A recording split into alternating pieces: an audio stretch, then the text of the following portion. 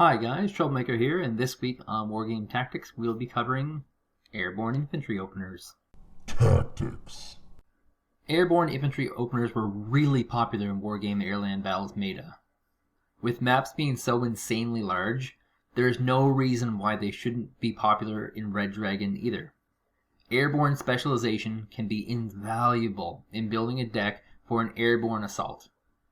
The distances end up being so large that you will probably be resupplying your units with supply helicopters. The distance also ends up being so large that it becomes very difficult to reinforce with tanks, anti-air vehicles, and napalm tanks. Having an airborne deck means all of your anti-air will be infantry and air superiority fighters, which, given the distance you will travel, is fine. Airborne infantry openers are not all-ins. However, a failed airborne infantry opener will be catastrophic for the remainder of the game.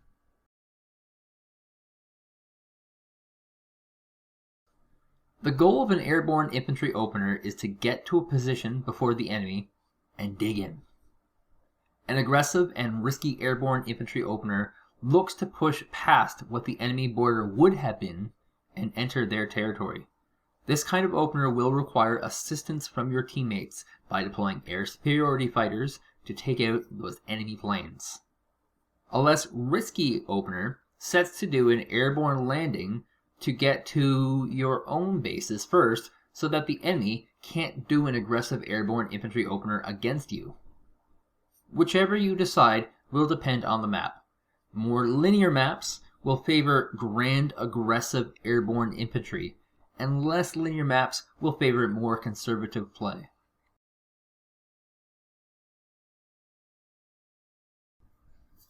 An airborne opener needs a few things. The biggest is going to be a lot of infantry in helicopters.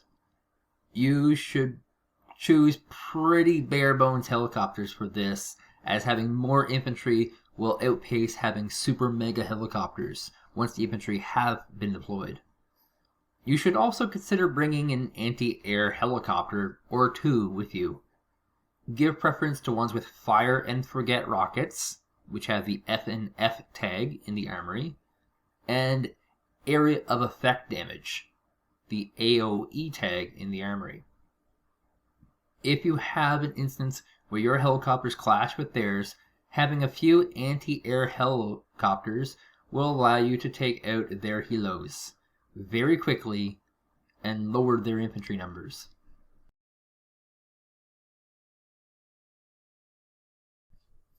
Deploy your helicopters preferably on bushes and trees.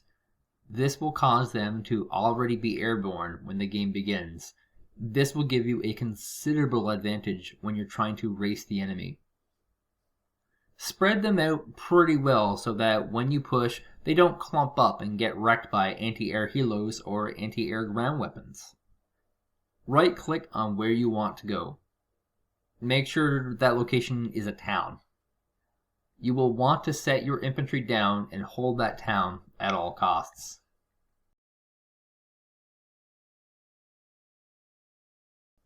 The follow-up to every single hyper-aggressive tactic like this is a strategy of defense. If you are going to use an airborne deck, you will want to rally out anti-tank infantry, anti-air infantry, anti-tank helos, anti-air helos, helo supplies, and a recon helicopter or two. Lock down this zone and eventually bring in a command to crown it once it is secured. If you are playing in destruction or economy mode, this will give you enough points to pay for all of the units you purchased in acquiring it.